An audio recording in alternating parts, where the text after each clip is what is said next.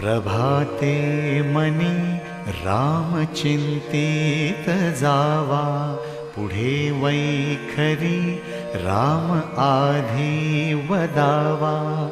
सदाचार हा थोर सांडून येतो, जनितो चितो मानवी धन्य होतो.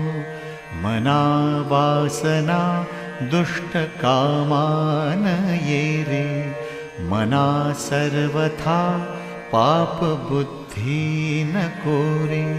मना सर्वथा नीति सोडू नको हो, मना अंतरी सार विचार राहो.